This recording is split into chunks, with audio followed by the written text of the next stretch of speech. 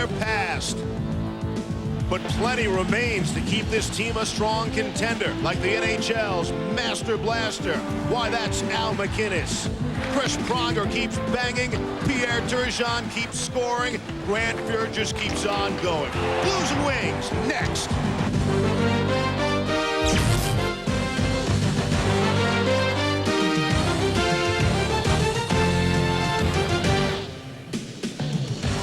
This is the Kiel Center in St. Louis, Missouri. We're set for the second of 6 regular season meetings between the Detroit Red Wings and the St. Louis Blues. Hi, everybody, and welcome to National Hockey Night. I'm Steve Levy. The last time the Red Wings were seen in these parts, they were eliminating the Blues from postseason play in the second round of the playoffs. I'm joined by Barry Melrose, and a matter of fact, Detroit's eliminated St. Louis the last 3 years, so an extra special test for both of these clubs. Well, exactly. When you play a team like Detroit's won the Stanley Cup twice, it's a measuring stick of your organization, your team, and that's what Joel Quenneville's going to find out about his team tonight. They got off to a 6-1 start last year, but that was with Brett Hull and Steve Duchesne. They're not around. They're 3-3-1 in their first 7. And they got to find more offense. They got to find guys that are going to score, and these are the guys that must start scoring for the team. Pavel Demitra, great young player. He's got 3 goals already. Marty Reisner, they like this kid. They think he's going to score. But you look at Young, they went out and got him in the free agent market. Jimmy Campbell hasn't scored yet, although he's been hurt. They need those last 2 guys to start scoring some goals. Now, this is not just another Blues-Red Wings game. They're special by themselves, but this is extra special. 2 referees, Barry, your favorite. Next to Stewie, these are my 2 favorite referees. I like both these guys, and that's rare for me. Bill McCreary and Don Koharski get the job tonight. 2 referees for 2 very solid hockey teams. They'll be watching the Blues and the Red Wings very closely. This is a slap shot. This is a wrist shot. And this is the goofy shot you rarely see anymore.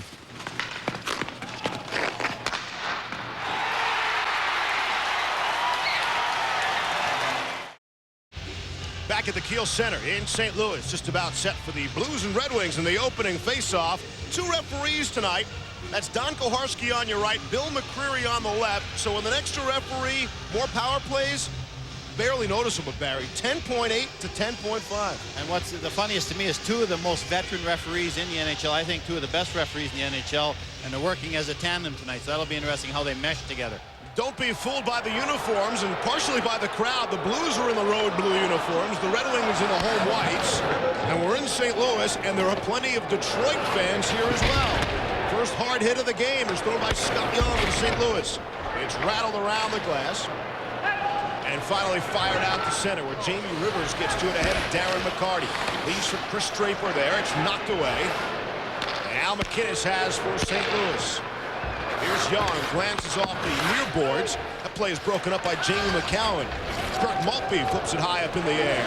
It's gloved down by Rivers. Now he loses. And here's McCowan. Throws it in front of the net. Martin LaPointe couldn't get there. And Jamie Rivers does for the Blues. Cross ice for Young, couldn't handle. St. Louis will go for their first change. Slava Kozlov is back for the Red Wings. Off for Igor Larionov. And the Red Wings come to center. Inside the zone, Kozlov picks it up, working on Pierre Turgeon. Mark Bergevin on him. Bergevin checked by Larionov. Blues still able to get it out. Jim Campbell has missed the last 2 games with a shoulder injury. He's back in the St. Louis lineup tonight. Pavel Demitra pokes it behind for Turgeon. Out in front of the net. Spin back around for Demitra. The puck rolled towards him, and he couldn't get the shot off. Might not have seen the puck head in his direction. Blues set up pretty well here. Some offensive pressure 90 seconds in. 55 working on 77. That's Larry Murphy on Pierre Turgeon. Pronger hasn't been on the ice yet, so obviously St. Louis is going to try and keep Pronger out there against Shanahan and see if he can handle him size for size. They play it at center ice now. Larionov will throw it deeper inside his own zone. The Wings will go for a change. Here's Nicholas Lidstrom. Fires in, goes off one of the Blues players. Chris McAlpine to the corner. Pronger is on there, battling with Tomas Holmstrom. Back behind the net. Holmstrom has Sergei Fedorov with him as well. There you see some of that extra space behind the net. Mike Eastwood takes it away for the Blues. Out ahead. Kelly Chase couldn't handle, a bit too far for him. Scotty got the matchup he wanted. He got Fedorov's line out there against Chase's line, so you got the skilled guys against the tough guys. So anytime you get that, you're happy as a coach. I think Chris Osgood has played the best hockey I've seen him start a season yet. His numbers are fantastic, but he looks so confident in net. He's only lost one game, played well every game he's played. So Chris Osgood is carrying on after winning the Stanley Cup last season. At the other end, what can you say about this guy? Numbers, he's coming off an injury. Save percentage isn't where he'd like it, but one of the best goaltenders, and arguably maybe the best goaltender that's played in a long, long time. Fuhr was injured in the first meeting of the season between these two clubs. That was the whole ceremony night in Detroit. Another banner up to the rafters at the Joe for the defending Stanley Cup champions. And again, with Fuhr, let's see how he responds to traffic. He hasn't seen a lot of traffic, hasn't seen a lot of games for a while, so we'll see how he handles it.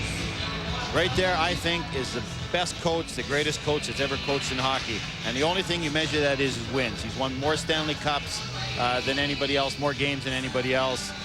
Just a super coach. He handles the bench and makes great line changes. He really mixes lines up well, and that's one of his strengths. Here's Young in just across the line.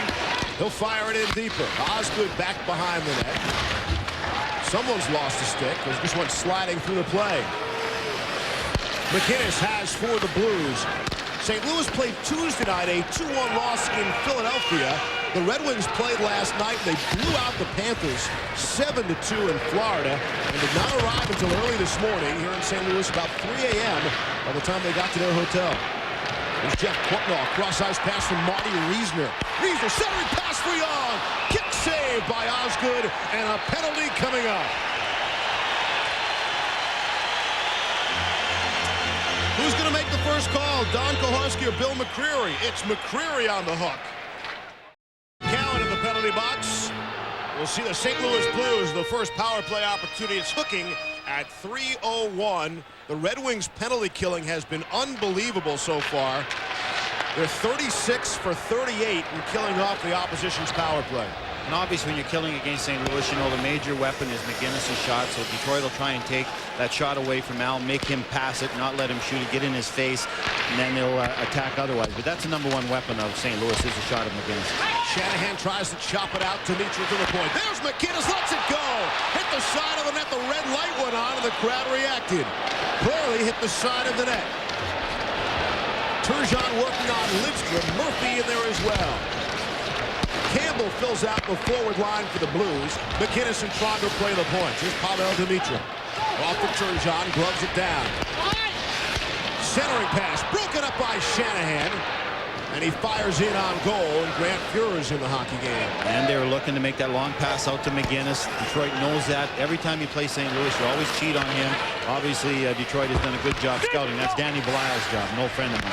Red Wings clear to center. You have to miss Brett Hull and Steve Duchesne the most on the power play. Imagine adding those two players to the talent already the Blues can put out there. I think especially Duchesne, because just like in basketball, a point man, a point guard type brings the puck up. Everything goes off Duchesne. If they're cheating on McInnes, he can give it to somebody else. Pronger isn't quite as gifted offensively as Duchesne is. The other side of that, of course, you don't have to wear out Pronger on the power play. He can stick the penalty kill. And ready to go head-to-head with Lindros and Shanahan and players like that. Erickson drop pass for Fedorov. One drop too many. Here come the Blues. 2-on-1. Scott Young on the right. Makes the pass. Trying to center in front. Jeff Courtnall couldn't squeeze it through. Now off the giveaway. Goes off Reisner and into the corner. Good opportunity on the power play of 2-on-1 for the Blues. I can guarantee you those penalty killers of Detroit are going to get a good talking to when they go to the bench. You do not do that inside the other team's blue line when you're down a man. So they're getting talked to right now, as a matter of fact. 5 seconds left in the penalty to McCown. Here's Courtnall trying to break it. Centered for Reisner. Couldn't get the shot up, and Reisner is crunched by Maltby.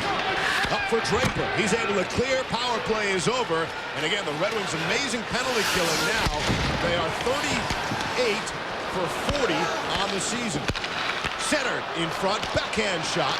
Draper shot. Stopped by Fuhr. Rebound is loose. That too is stopped by Grant Fuhr. Back out at center. 5-on-5. Here's Courtnall now. Loses. Maltby for the Wings. He's checked immediately, and Pronger gets to it for the Blues. Here's Todd Gill now and across the line. They'll float it in deeper. Chase on the forecheck with Murphy. Hard hit. Murphy goes down as Chase sent him into his own man. Mike Eastwood and Kelly Chase on a Larry Murphy sandwich. There's Murphy again, going to get checked. And Chase bumps him again. And finally, the Red Wings come away with the puck. Maltby at center, he'll cross the line, take a chop from Pronger, and go for a change. Well, that line is out to get a little excitement in the building, get his team excited. They go out, run into a few people.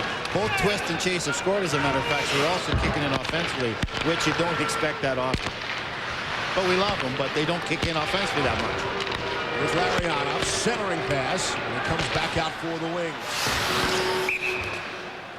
And we get a whistle for the offside. 13:35 to go here in a scoreless first period. There's Twister and Chase talking about that last shift, that they were angry they didn't give it to each other, but you're going to see the puck turned over right here. Good quick pass by Turgeon, and there's the 2-on-1. Young's got it. This is where Scott Young, they got him to shoot the puck, they got him to score. He should be firing that puck, letting the other St. Louis forward go to the net for the rebound. Scott Young's got one of the hardest shots in the NHL. He should shoot the puck when he gets a chance. Now we're going to see why Grant Fuhr's numbers are so unbelievable, why he's won all those Stanley Cups. Looks pretty sharp for a guy that hasn't played in a week or so. Great vision, and look how he was challenging. He was very aggressive out at the edge of the crease. Inside the blue zone, Chris McAlpine is on.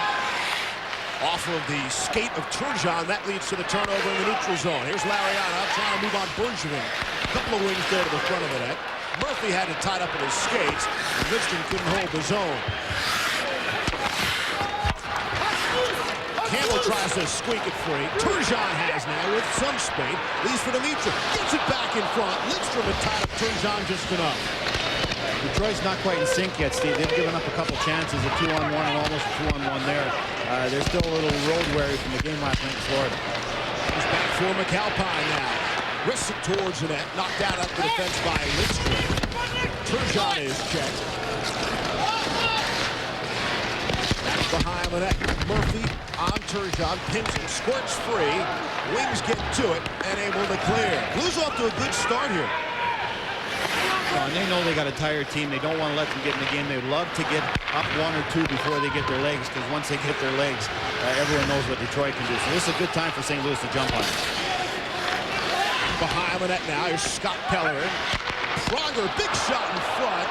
Stick save, and it goes to the corner for Greg Conroy. Michael Handzus on the ice as well, the impressive Czech rookie for the St. Louis Blues. But no one more impressive for St. Louis than their captain, Chris Pronger. Blues fans, say this for Saturday.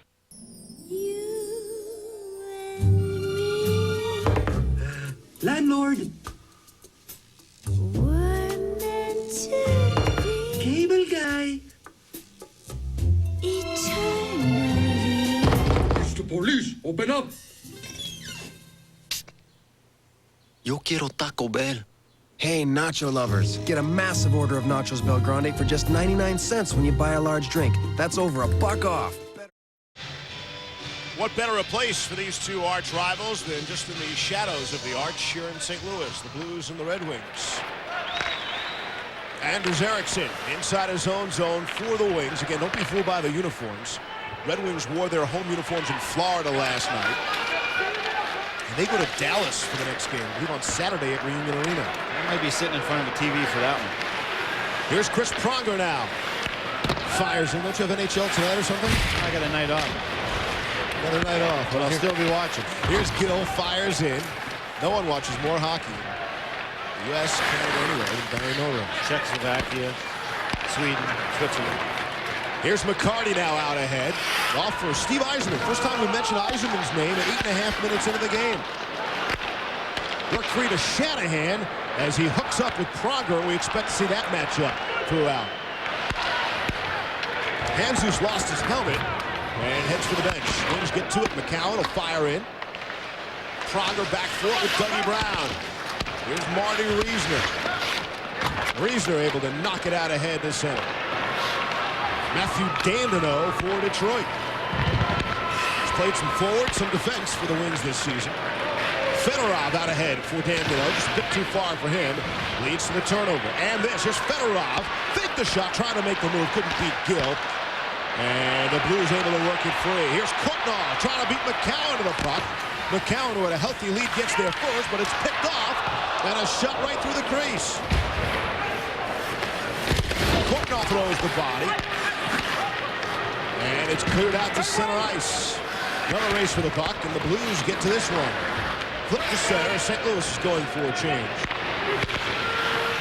Here's McInnes. Danger whenever he winds up from center, especially Chris Osgood after what happened in the playoffs a season ago, but really any goaltender in the NHL when they see Al McInnes wind up. Well, Tuesday, National Hockey Night returns to ESPN.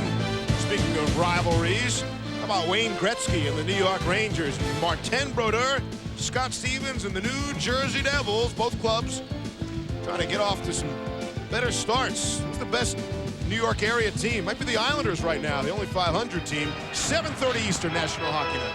It looked like a harmless play, but watch the puck go at the net, hits the crossbar just at the L there. So any shot at the net is a good shot. That's an old saying. It's not always the best play, but it's never the wrong play. Throw it at the net, good things happen. We saw there, almost went in, goaltender never saw it. And that was Bill McCreary's end zone, and he had proper position, immediately waved it as to say, no, it didn't sneak under. We should tell you 2 referees are also 2 linesmen. So 4 zebras on the ice. McInnes faked it. Lets it go now. Osgood squeezes the pads. And there was Kelly Chase crashing the net. And that gets sticks and gloves up in the air as usual. Steve, when McInnes gets that puck at the top of the circles there, you almost expect him to score because you basically got three chances. You're going to hit the goaltender, you're going to miss the net, or you're going to score. That's really the only 3 things that can happen because Osgood isn't going to be able to react in time to make a save. So that's why with McInnes you got to be so aggressive and out to take as much of the net away as possible because that's your only chance of making a save on him if it's not right at you. We mentioned the referees, the other 2 linesmen tonight, Andy McKelman and Dan Shakty. For the referees tonight, and they take a look, the 2-ref system and what they skate. I'll tell you what, they skate an awful lot. When the referee's by himself, 9 miles per game, man. But now what's happening, basically, you're going from the corner to center. You're going from the corner to center, so it's really cut down the distance. Now they got places to look. One is looking in front of the net at all the action. The other is looking behind the play. So now they've got stated jobs and stated areas to go, so their workload has been cut down drastically. This is the 4th 2-referee game for Bill McCreary that he's been involved in. The 3rd 2-referee game for Don Koharski on this season. Again, each team will see it 20 times, 10 home, 10 away. The Red Wings, this is their 3rd game with 2 referees. They're 2-0. The Blues, it's their 3rd game as well. They're 1-1 in 2-referee games. The Red Wings are going to be 2-0 in 2 games with no referees. Shot, score! Scott Pellerin on the perfect feed from the corner, and the Blues go up 1-0.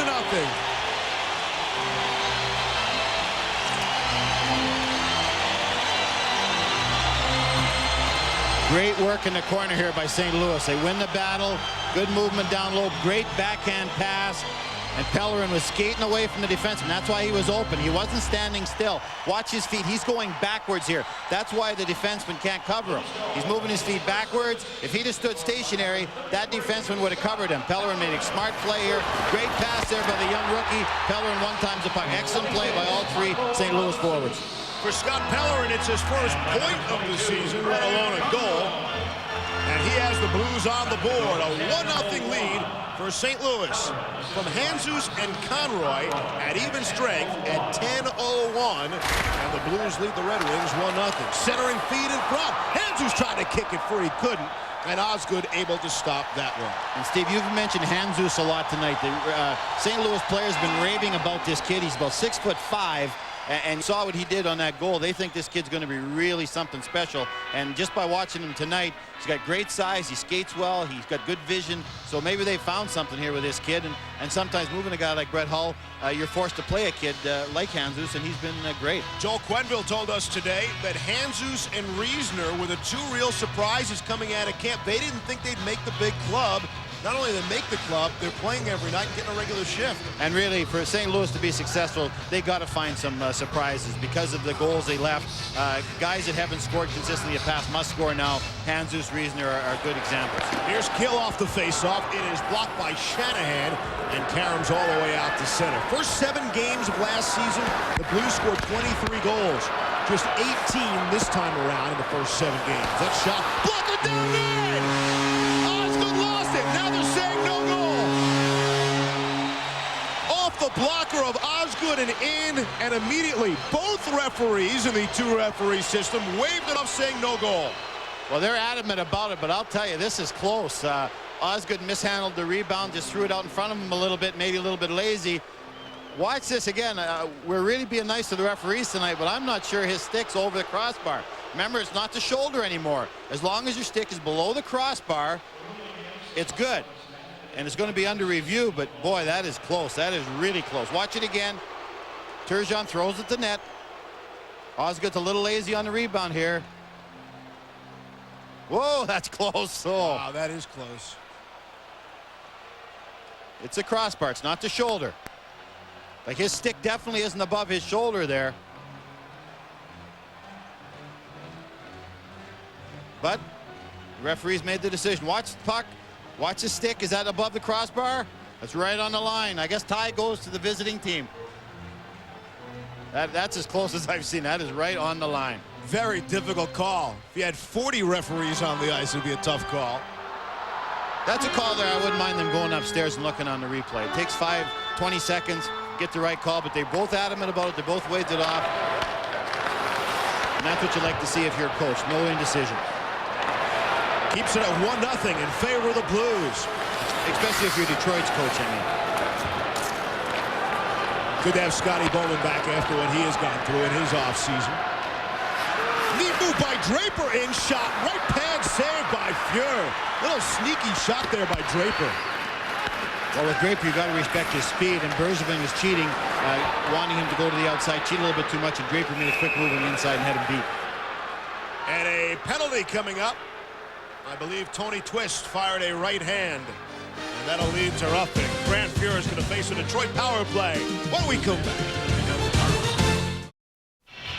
Let's take another look at this play. It was so close. Be the judge yourself. Be the referee. Again, Osgood loses it. Comes in, one hand on the stick. His stick.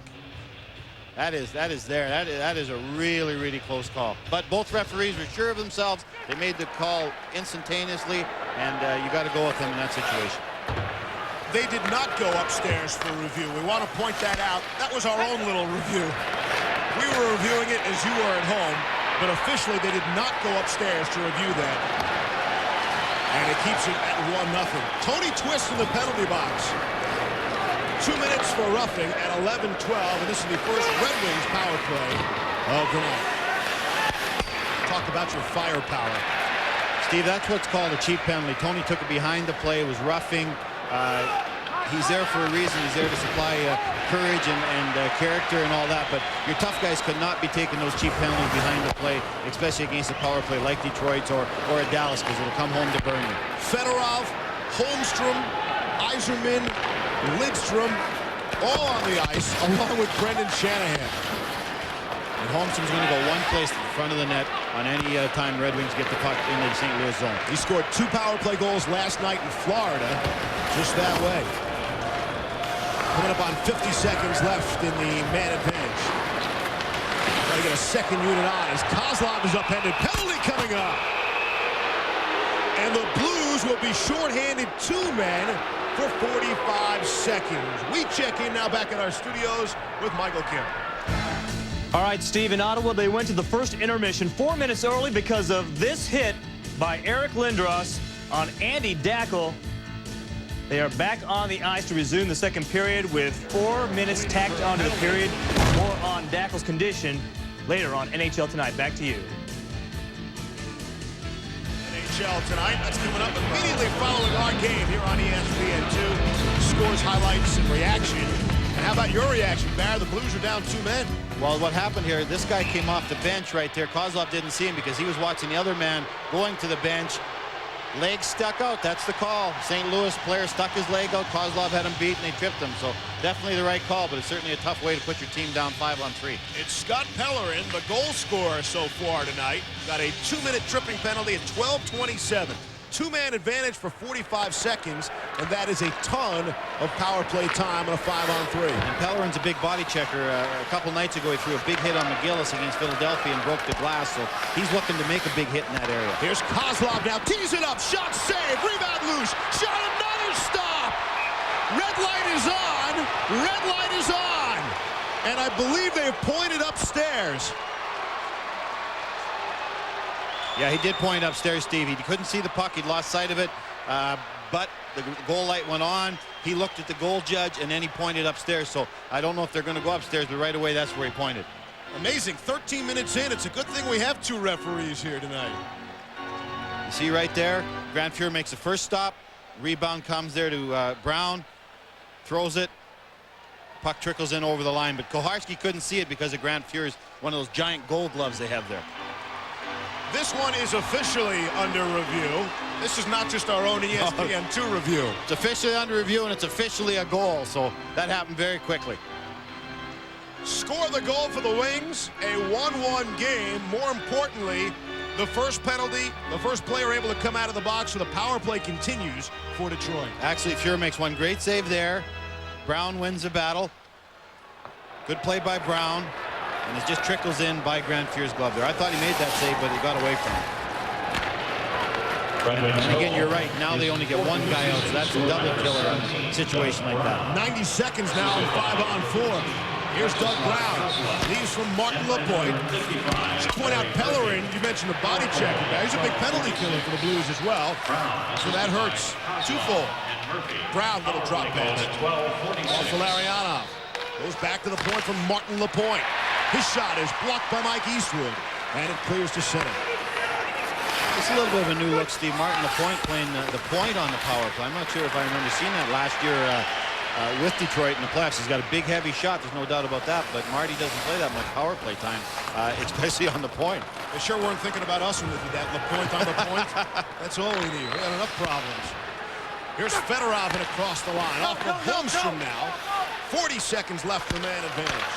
Shot from the point is deflected wide of the net. And it comes all the way back out to center for Shanahan now. 30 seconds left in the power play. Here's Shanahan at center. Brings a 7-game point-scoring streak into this game. As does Steve Eisenman. 3 assists last night in that licking of Florida. I guess he played great. I guess the whole team played great in that situation. But Florida has to be a little bit the fault there also. Here's Eisenman now to the corner. Knocked away from him. Pronger couldn't clear. Now it is cleared out to center ice. 5.5 to play. Steve Levy, Barry Melrose, and our fine ESPN2 Fire on Ice crew from the Kiel Center in St. Louis in a 1-1 game. Here's Chris Pronger. Rifles one wide. Power play is over. We're back to 5 aside. Pronger gets to it. Out at center. Here's Maltby for the Wings. Back inside his own zone for Larry Murphy. Doug Brown gets the goal from Kozlov and Murphy. A 5-on-3 power play goal at 12:46. Look, Dougie Brown already his 4th goal of the season in game number 9. Back to the point for McInnes. Lets it go. Big blast and a bigger save by Osgood. Dumped down deeper. Dimitra couldn't get to it. Turgeon has. McCowan slapping around. Kept in by Rivers. Tipped towards the front of the net. Rolls on goal. And Osgood the save with Campbell in his face. Doug Brown has the tying goal in this one with 4:31 to play in the first period.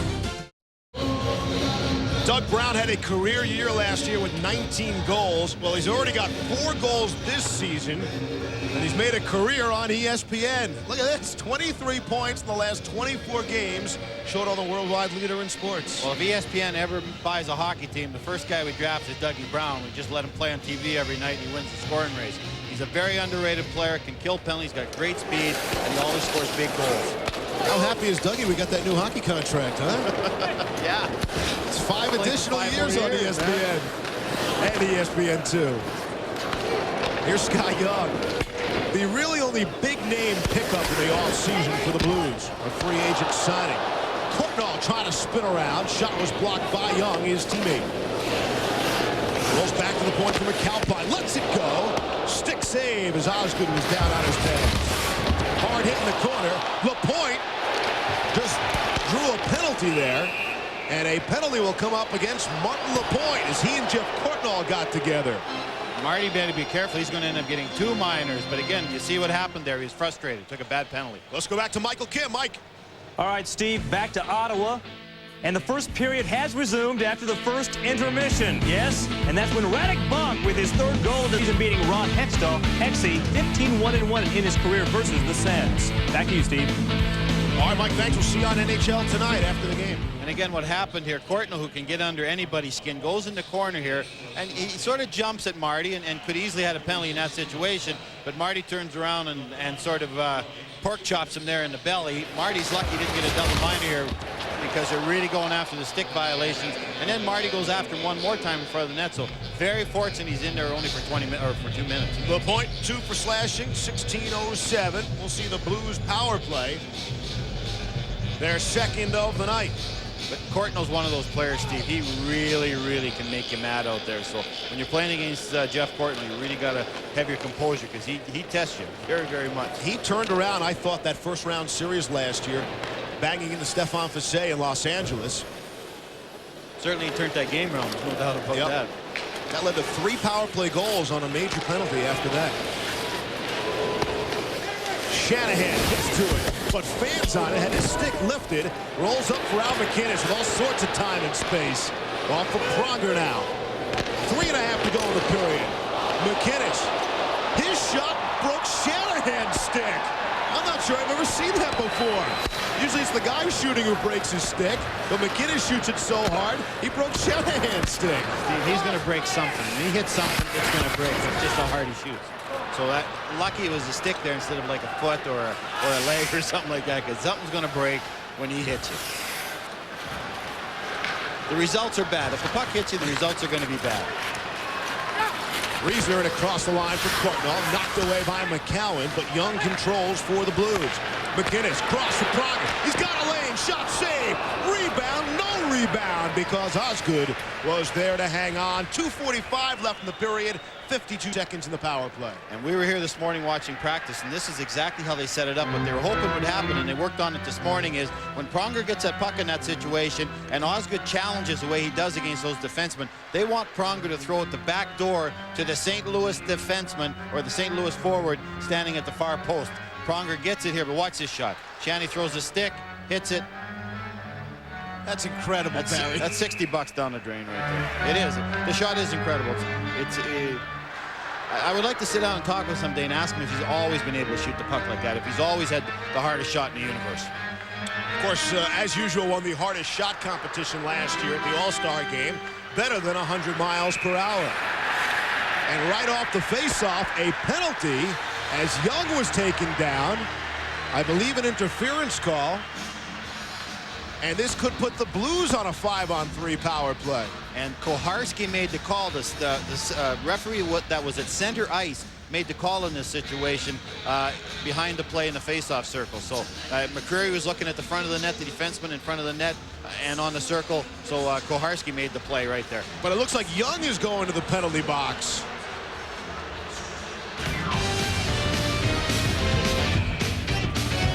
Friday night fights for you. ESPN2 here on the Deuce.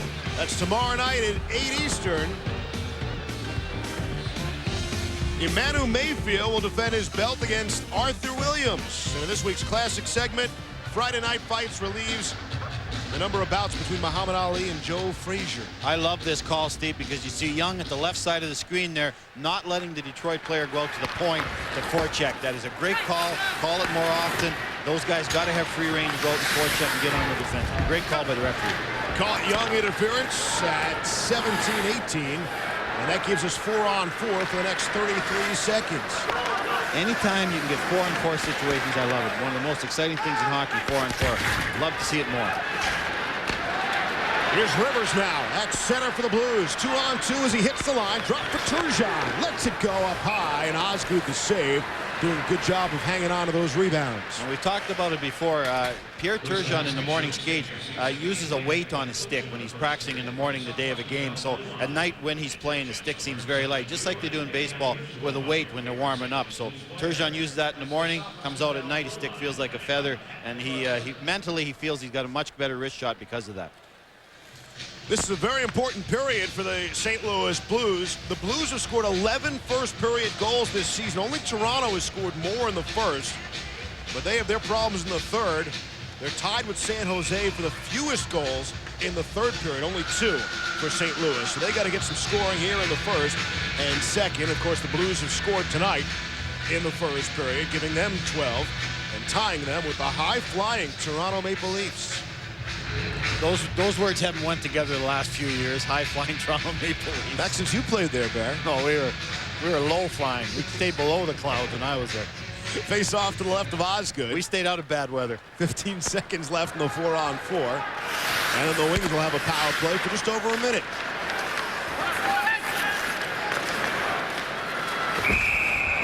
Out of play and into the crowd. Again, 2 referees being used tonight. And I'll tell you what, we've needed both referees, what we've seen. As a coach or a player, it's very frustrating when the referee gets that retaliation one. And so we've always said, geez, you know, we would have got that first one if we had maybe another set of eyes in the back of our head or something. But I think that's what it brings and lends to the 2-referee system.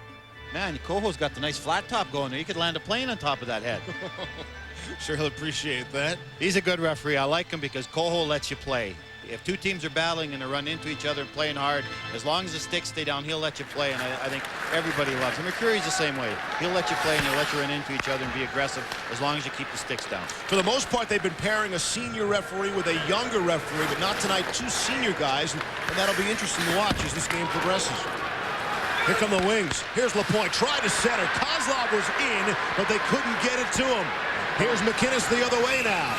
And they're offside at the line. Nice play by Nicholas Lidstrom. Just a poke check at the line to throw the play offside. Well, you just saw 2 great defensive plays. You mentioned Lidstrom's at the Detroit end. Pronger at the other end. It was a 3-on-1. If Marty makes that pass across to the far player going to the post, it's a backdoor goal. So Pronger makes a great defensive move. And Nicholas Lidstrom, arguably the best defenseman in hockey, makes a great play there, causing the offside. We got some great defensemen in this matchup tonight, Steve. Chris Pronger, of course, was one of the 2 finalists. Nicholas Lidstrom, the other finalist, only to Rob Blake, who won the Norris Trophy, the LA Kings. And I personally believe those are the 3 best defensemen in hockey. Good physical size, good defensive ability, and good offensive ability. So they're not weak in any area. This is a Red Wings power play for the next 35 seconds. Blues able to get to it and clear. Lidstrom, Fedorov, Larionov, Kozlov, and Lapointe. Razzle-dazzle by Ozzie there behind the net, off with the glass, back to him. You don't see a goaltender doing it that often. Here's McInnes, fires it out. We hope to speak with Al McInnes coming up in our first intermission. Here's Lidstrom now as we hit the final minute of play here in the first period. A 1-1 hockey game. 5 seconds left in the penalty, the interference call on Scott Young. Pronger gets to it, able to clear. And that'll do it for the power play. We're back at 5-a-side. Here's Darren McCarty. Leaves for Steve Yzerman. Try to feed it through was Shanahan. Pronger clears it. Final 25 seconds left in this period. Play at center for Jim Campbell. Sends it. Osgood will throw it around the boards. 12 seconds. Comes up for Shanahan now. Broken up. Campbell trying to get it ahead for Dimitra. And they are offsides with 5 seconds left in the first. Again, Pronger made another great play at the blue line, intercepted that pass. For some reason, he can really anticipate when a player is making that pass. He gets that big stick down. We've seen him intercept maybe 4 passes tonight already. So not just physical ability. You got to think to be a great defenseman. Think ahead of the forwards. Usually a defenseman's smarter than forwards anyways, but you're seeing some of the smartest of the smart here playing tonight. Doug Brown scored the goal for Detroit at 12:46. In the 7 minutes and 14 seconds after that, Detroit unable to fire a single shot on goal. 1-1 after one. After these commercial messages, the ESPN News Network for the first period. As we get you set for period number 2, the big numbers are 1-1, obviously. Scoring chances, even, just like the score. Face-offs are close as well. But again, the scoring chance is what you look for. And an evenly matched period as we get you set for the second.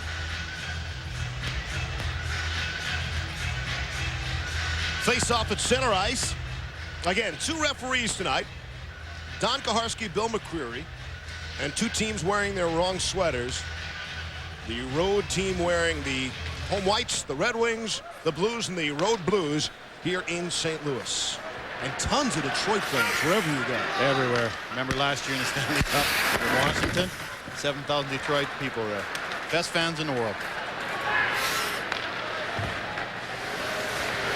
Inside the blue zone, though, to fire it right out. We start 5-a-side.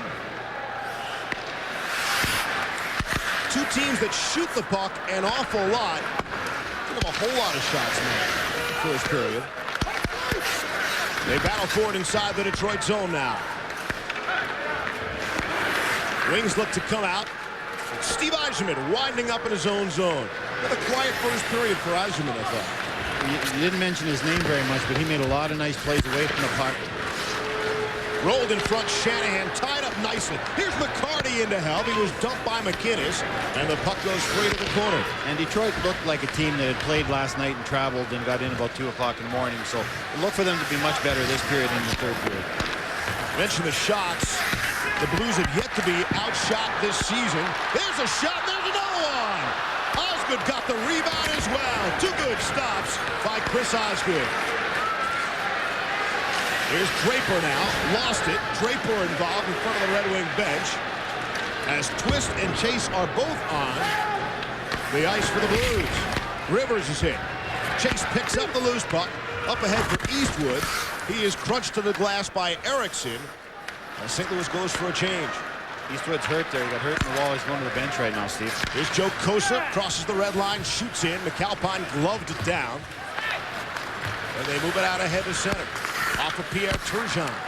Centering pass. Holmstrom the only player to get to it. He plays for Detroit. Erickson. Worked out for Doug Brown, the goal scorer for the Wings so far. Fedorov can't beat McAlpine. Now they're offside. Blatant offside at the St. Louis blue line. Right there, Chris Osgood. I feel one of the areas he's really improved himself the last couple of years is puck movement. He now handles the puck as well as any goaltender in the NHL. You're going to see he drops a little bit of a rebound there. Eastwood gets good position on the defenseman. Ozzy gets over there with the butterfly and it goes by the corner. But right there, Chaser makes a good play, good quick shot by Twist. Eastwood gets it, and that's at full speed, folks. You see what a goaltender's seeing. Man coming into the zone, full speed for a rebound shot. Wins last 5 seasons. Man, wouldn't you like to have those goaltenders on your team? Marty Brodeur, Patrick Waugh, Ozzy's right there with him. Hasek, of course, and Ronnie Hextall. Here's Marty Reisner off for Jeff Courtnall, knocked away. And Doug Brown will pick it up for Detroit. Brown, little drop pass for Holmstrom, right on. And Field blockers it down. And you said you haven't mentioned Yzerman much. The name you mentioned the most is Dougie Brown. Centering pass, Reisner's shot, save, rebound loose, saved by Osgood. Chris Osgood, what a 2.5-minute start to the second period for Ozzy. And St. Louis really needs another line to start scoring. Right there, you've got Courtnall with Young and Reisner. You got a young guy, you got a couple of veterans playing with him. If that line can get scoring along with Turgeon's line, that'll really help Joe Quenneville score some goals. Great pass across there. Rebound comes. Ozzy gets back. Great save. Good vision by Osgood. Good concentration. Right there, Reisner. Good quick shot. Rebound comes out. Courtnall gets it. Not much wood on it, but Ozzy's over there. Now, let's see it at full speed as if you were a goaltender.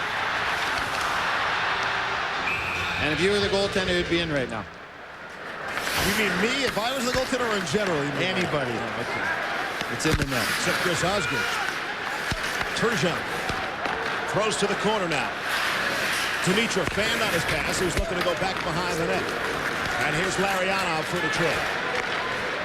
Igor Lariano for Kozlov couldn't handle. Here's Dimitra the other way. 3-on-2 if they hurry now. McAlpine shot stopped by Osgood. Turgeon tried to center. Taken away by Murphy. Here's Kozlov flying the other way with Martin Lapointe. A slow developing 2-on-1 that is broken up nicely inside the St. Louis zone. Sent inside now. And the Blues get to it. Kozlov and Bergevin are tied up. McAlpine banged into by McCarty. Here's Yzerman now. Throws towards the front of the net. Bergevin is there to knock it out of harm's way. See against Detroit, a little mistake like Fuhr behind the net end up getting his goal scoring chance. You can't make any kind of mistake against the Red Wings. Out at center, Gill has for the Blues. Off for Chris Pronger now. And back to Gibb. Off the sideboard. It's a bit too far for Conroy. You can hear from down on the ice. No ice and no icing. Some miscommunication in front of the net. It's gloved away by Shanahan. And all the way down. And this one will go for icing as Chris Pronger touches up. Scotty Bowman, the winningest coach in hockey history, looking to add to his total tonight here in St. Louis.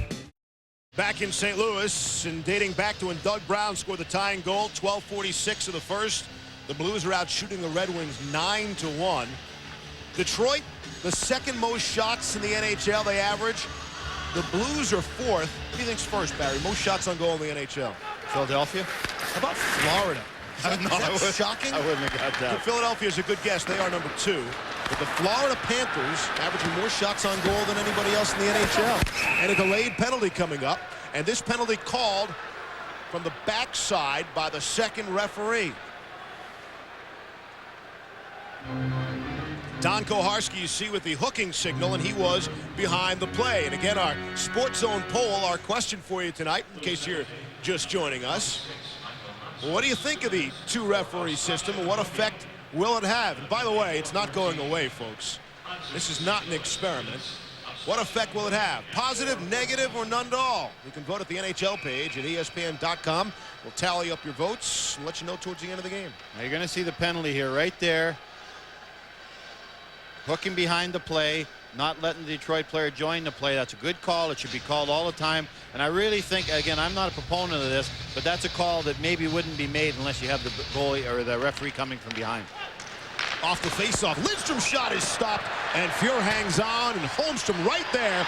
And now Holmstrom was buried as some of the Blues took some exception to the positioning by Holmstrom.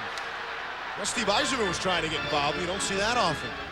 Again, Holmstrom's job, anyone has seen this guy play, Thomas Holmstrom, 96.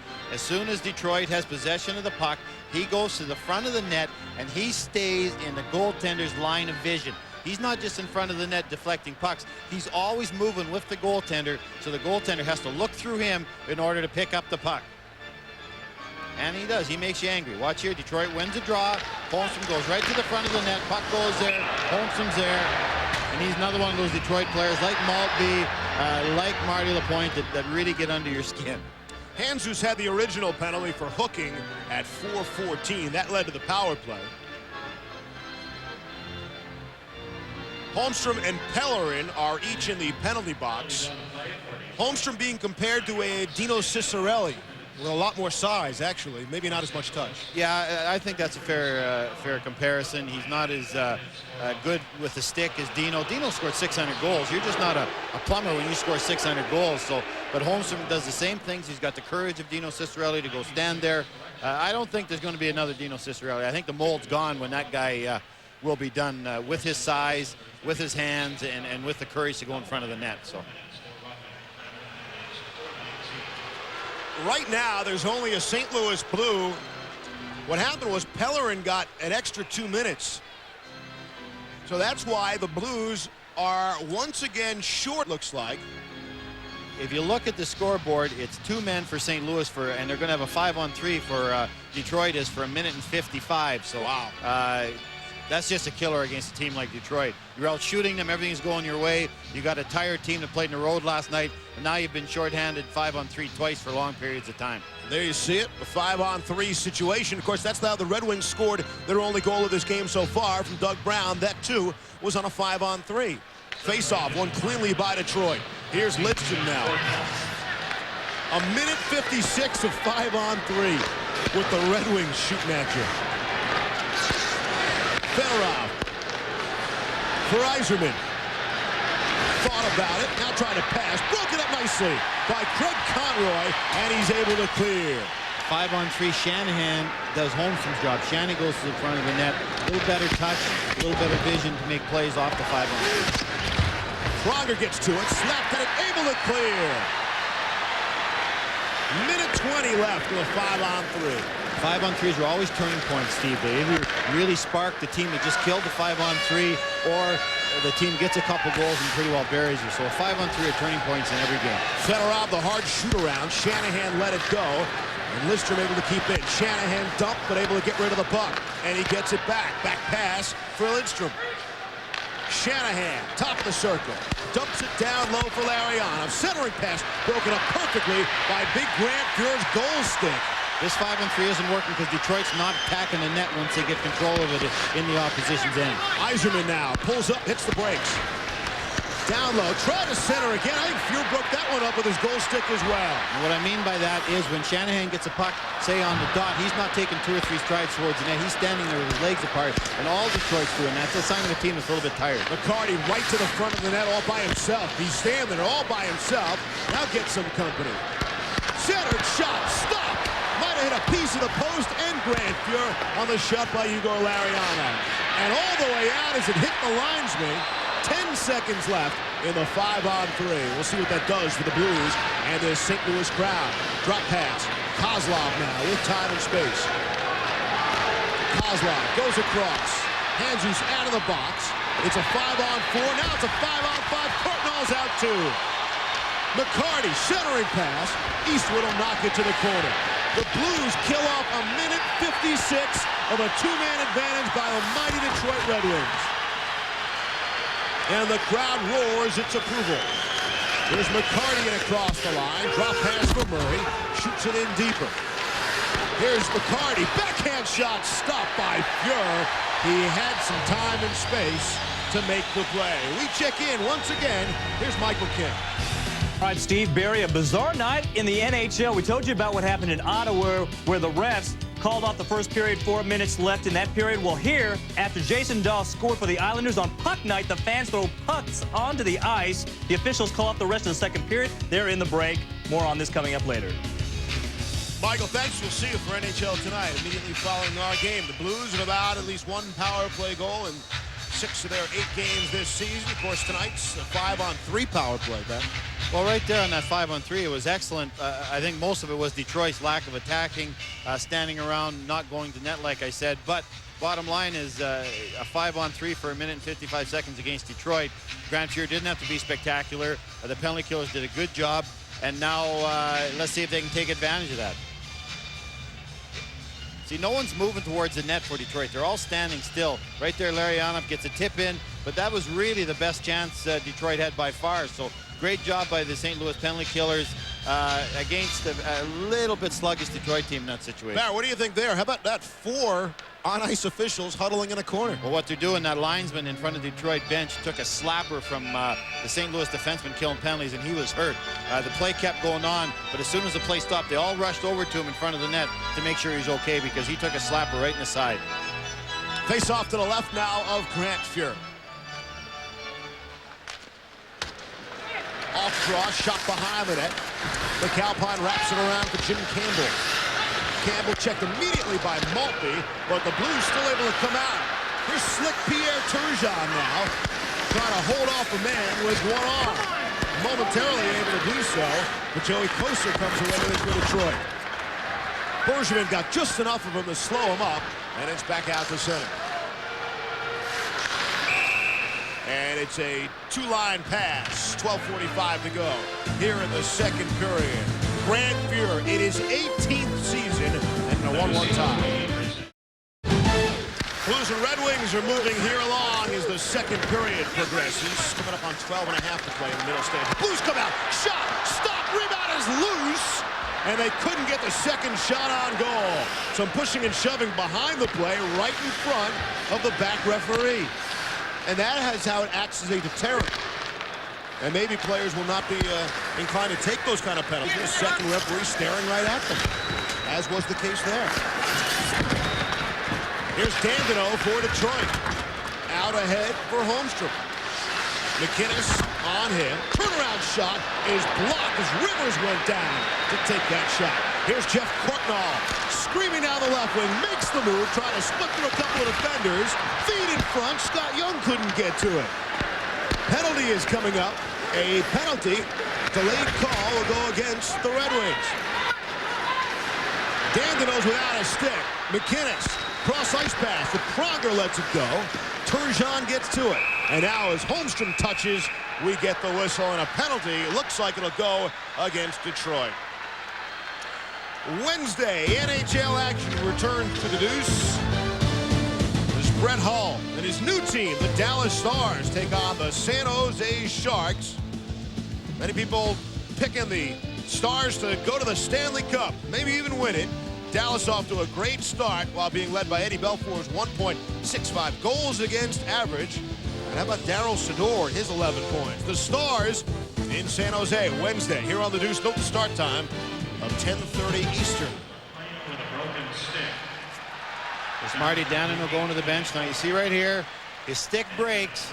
He knows he's in trouble, so he puts a lock on the player. The minute you make that arm go around, you pretty well know you're going to get a penalty. And you see Fedorov right there grabbing the stick. So really, they could have easily had 2 penalties. Right there, the stick being grabbed. Fedorov pulls him down.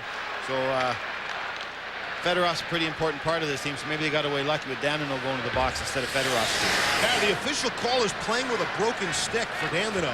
Danino didn't know it was broken. The blade broke in half, and he didn't know the blade had broken, and he continued to play with it. Yes. Of course, the rule is as soon as the stick breaks, you have to drop it. That can be very dangerous. 8:24 is the time of the penalty. 2 minutes.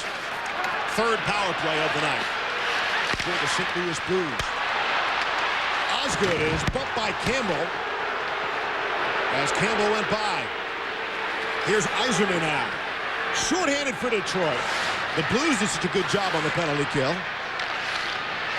We'll see what Detroit can do with it. This is what makes Detroit such a good team. You've got McCarty, a tough guy, a physical player, killing penalties. That's why this team is able to do what they can do. Players like McCarty are good enough to kill penalties.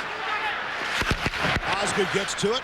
He's chopped by Courtnall, but not before Osgood could clear the puck around. McInnes will go back for it. Chased by Draper now. Under a minute left in the penalty to Danino. Here's Marty Reisner. Led the nation in scoring at Boston College last season. Off for Scott Young in his skates and couldn't get it going. Maltby upended and goes flying into the net and knocks it off. Kirk Maltby with a good rush while shorthanded. Well, again, you see why Pronger is in the voting for the Norris Trophy. He's fast enough to stay with a very speedy forward like Maltby and make a good play defensively while not taking a penalty at the same time. So when you're capable of doing all those things against a player that skates as well as Maltby, you're a pretty talented man when you're 6'6". 10:08 to go here in the second. Maltby killing off some valuable clock. Still 32 seconds left in the Red Wings penalty and the Blues power play. See, when they got Scott Young, they were hoping that he'd maybe play a point a little bit on the power play. So you get McInnes and Scott Young on the point. You've got 2 of the hardest shots in the NHL. They're hoping that he's going to kick in with some goals. He hasn't got any yet, which is sort of amazing. But you saw Van Beesbrook the other night make an unbelievable save in the Flyer game. So he's been snake-bitten a bit. But they need this guy to score. He's got 17 shots on goal this season and yet to buy one. And he's in good position all the time. Seems to have some problems tonight, puck in his skates, and unable to handle it in front of the net. But he seems to be in the right position. And I guess time will take care of that and more opportunities. Well, as a coach, you don't worry about a player that's getting chances. He'll score eventually. When a player's not getting the chances, you know that he's not working hard enough to get in position to score. Jamie Rivers has. As the power play is over, Danino is freed from the penalty box. That was an ugly power play, Steve. Dimitri sits in. You've never been afraid to say anything in your life. Man.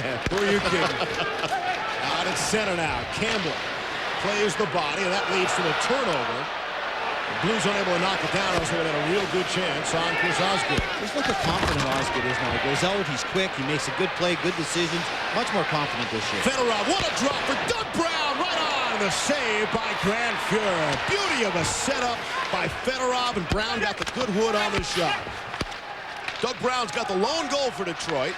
Scott Pellerin, the only goal for the Blues. Both coming in the first period. Steve Levy, Barry Melrose, National Hockey Night here on ESPN2. The Blues and Red Wings from the Kiel Center in St. Louis. Demetra shoots it in, and they call him on a 2-line pass. 8:41 to go here in the second. Grant Fuhrer keeping this a 1-1 game. Well, points in October can put you into the playoffs, Steve, just as well as points in April. And Detroit really takes advantage of the start of the season. Look at the numbers. Early start last year, 10-2-2, 6-2-0 already. goals a game. They're 3 over 3. Numbers are just fantastic in October, and they're never behind the 8 ball. They always start well. That really takes the pressure off your team and really puts you in a good position as the season goes on. Colorado Avalanche would like some of those October points. Every day's Halloween for Colorado right now. In case you missed it, Eric Lacroix was dealt from the Avalanche to the Los Angeles Kings. Back behind the net, a hard hit thrown by Chris Pronger. He leveled Aaron Ward. Eric Lacroix, another one of the many former Barry Melrose players in Los Angeles, by the way. Tricky situation being the son of the GM. Chance for the Blues. Shot. Oh, tricky shot. Jesus let it go, and nearly at Osgood going the wrong way. Yzerman at center now. Off for Shanahan. And it's fired in. They'll go for a change.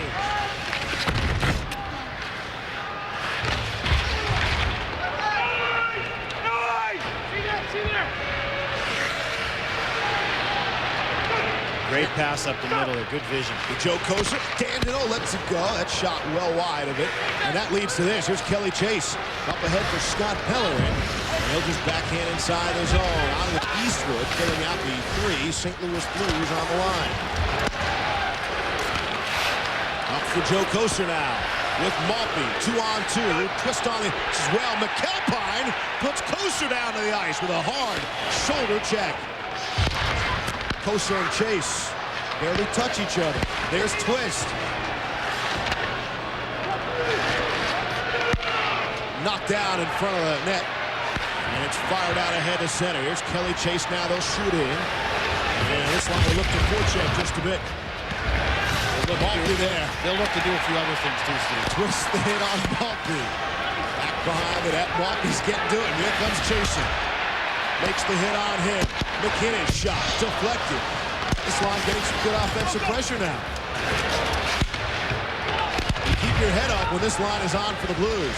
The people in St. Louis love these guys. They get out to the building just starts buzzing when they come over the board. You can see and read more about Kelly Chase and Tony Twist in an upcoming feature in ESPN magazine, and we look forward to that. Not just about them, about their wives as well. Out at center. Larionov, little drop pass now. A little snapshot was blocked at the defense by Rivers. Never got through. Centering pass. It's broken up. McInnes looks to spin away from trouble. Here's Turgeon now. Able to send it ahead into the Detroit zone. A fast-moving second period. See, we've been talking about the St. Louis players needing to score, but this is the key line. Turgeon, Campbell, and Dimitri. This is their best line, top unit. Turgeon has scored over 100 points twice in his career. Dimitri's a talented man. Campbell has scored 20 goals. This is the key to this line. If this line can score and produce, they can get away with Red Hall leaving and Duchesne leaving. Campbell fires in now. Blues go for a change. That allows the Red Wings to come out rather easily. Holmstrom will flip in. And we get a whistle. This weekend, the top 30 golfers on the PGA money list gathered in Atlanta for the Tour Championship. David Duval, you know him, big hockey fan. Yes, he loves hockey. He'll be on hand to defend his title and continue his quest for Player of the Year honors against a field that only includes Mark O'Meara and Tiger Woods and the rest of 1998's top golfers. Coverage continues tomorrow at 2 Eastern, 11 a.m. Pacific on ESPN. And Freddie Couples in that, another big hockey fan. Then it shifts over to ABC for Saturday coverage at 1:30 Eastern, and Sunday as well for the final round. They say it's lucrative. If you finish last in that tournament, you still get $64,000. It's pretty good last place money. I wish some of the teams I was on, I wish it was lucrative to be last. Out ahead at center. Here's Holmstrom now. He'll shoot it in. Under 5 to go here in the second. We're tied at 1. All the scoring coming in the first period. Won by that man, Doug Brown. McAlpine, who's played a solid game, takes it away. They've really been happy with McAlpine here. They say he's playing excellent hockey. He jumped into play a little bit, but very strong defensively. A guy that's really benefited from Duchesne leaving with the extra ice time. Here come the Blues. Look to make the transition game. Go defense to offense. Here's Reisner. Tries to spin it back. Aaron Ward takes him out. Interesting matchup there. Michigan against Boston College alum. The two competing for the NCAA championship last year on ESPN, by the way. Michigan beating Boston College at the Fleet Center. Reisner there, playing the body. Reisner still working, now on Dandino. Dumps it down deeper for Conroy. Centering pass for Gill, shot it wide of the net. Had to get rid of it quickly as to not have it blocked. Conroy picks it off. He's checked by McCarty, and that forces the play back out to center. The Dandino experiment and him playing defense is really starting to work. They're very happy with the way he's played. I'd say he's playing some of the best hockey that he's ever played in defense. So maybe that is going to work, and he's going to end up being a good NHL defenseman. Dandino's thrilled because he just wants to be in the lineup. He wants ice time. He just wants to play, exactly. He'll play goal if you need him. Just get me in the lineup, coach. Shanahan throws the check in. Gill at center ice. Crunch there along the boards by Dandino. He's been on 2 Stanley Cup winners, Steve, and he hasn't played yet, so that it's really hard on a young kid, and exactly, he just wants to play for this team somewhere. Now, you can see a lot of players saying, hey, I don't want to be shuffled back and forth different positions. That's not the case with Matthew Dandino. Here's McCarty at center now. He'll shoot in and head for a change himself. Rivers back for it, checked by Draper. And it comes up the near boards for Tony Twist. After a strong shift the last time, these guys are right back out there. They're being rewarded. Joe Quinzel said they worked hard last shift. Let them get out there again, and they deserve it. So we'd like to see a coach reward the tough guys with ice time. And Joe Koster on the ice, it seems, every time they jump on. I believe Koster, Chase, and yourself, the only players in the building, only people in the building who know where Porcupine is. And all 3 of those guys played in the same junior team together, Saskatoon Blades. How do you like to play against that team? It's been one tough junior team as Twist tries to work it out. Sent into the corner now. That's what Koser is. McKinnis on him. Broken up by Rivers. Tried to clear. Just gets it out across the line. Murphy has for Detroit. On for Lariana. Tricky knuckleball type shot. Well, no problem for the veteran Grant Fury.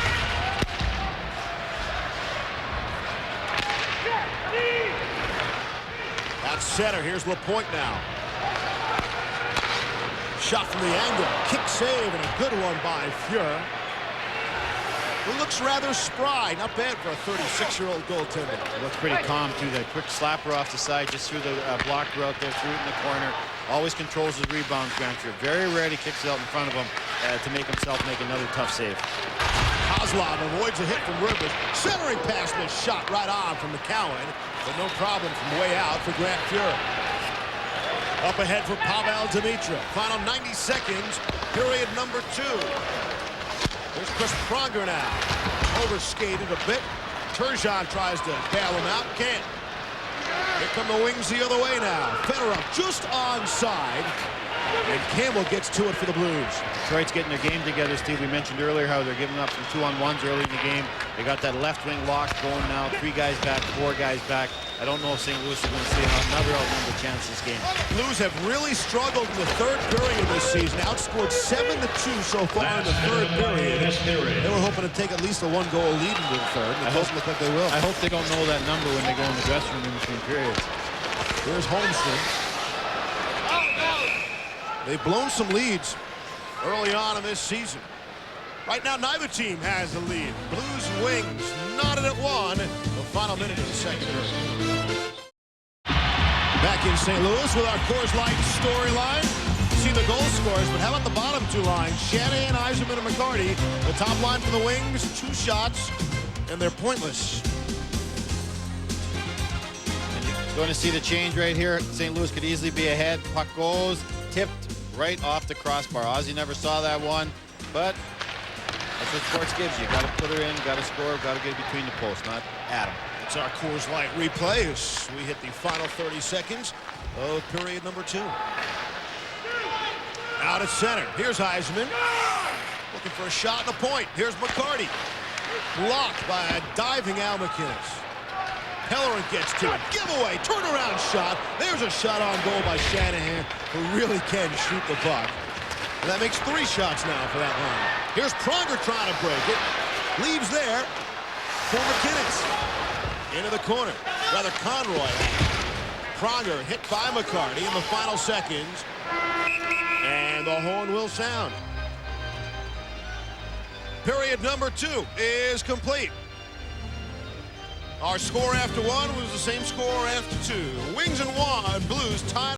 The referees let these two teams play and keep battling. So excellent period so far. Special teams, I think, will be at a minimum. But if there is a power play, you don't want to let St. Louis have one with Al McGinnis and guys like Pronger on it. So that'll be what I think will happen in the third period. And we are set to go for period number 3. The Blues and the Red Wings, old-time hockey here, as we are tied at 1 apiece.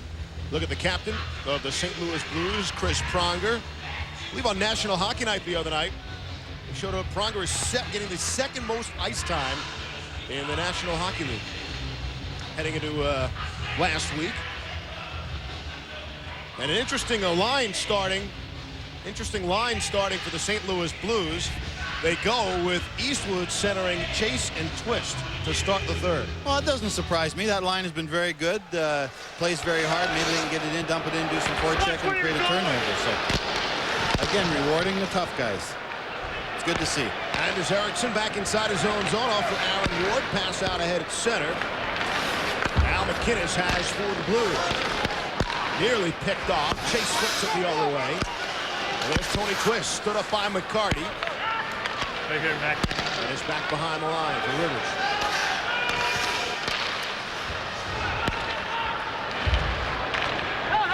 Kirk Maltby has it. Off of Pronger. And McGinnis has it. Fired inside the zone. Osgood thought about it. Extra 2 feet. Probably decided, hey, leave it alone. Let the defenseman get to it. Eisenman is swung around. And the Red Wings able to clear with Martin LaPointe. Lets it go from way out. And that is stopped by Grant Fuhr. One-timer from Eisenman. Rocketing it wide. Comes up on the point. Gill has now for the Blues. Kept in. Shanahan redirected that shot. Fuhr got a piece. That's off the side of the net now. Red Wings with a pretty good first minute and a half here to start the third. Again, you just let that team hang around being average. And you don't want to give them one period to win a game. And that's sort of what's happened with St. Louis tonight. They just couldn't put them away early in the game. Now Detroit is right there. Gill has back behind the net. Pronger gets to it. He's checked immediately by Holmstrom. There's Doug Brown. Turgeon for the Blues. For Campbell, little tic-tac-toe pass into Dimitra, who shoots in. Rather strange carom off the glass. Campbell up on the boards. This is one of the new buildings, Steve, that did not go to the seamless glass. They still have the standards that hold the glass together. Most of the new buildings went to the seamless glass. Fedorov throws it deeper. There's Brown now.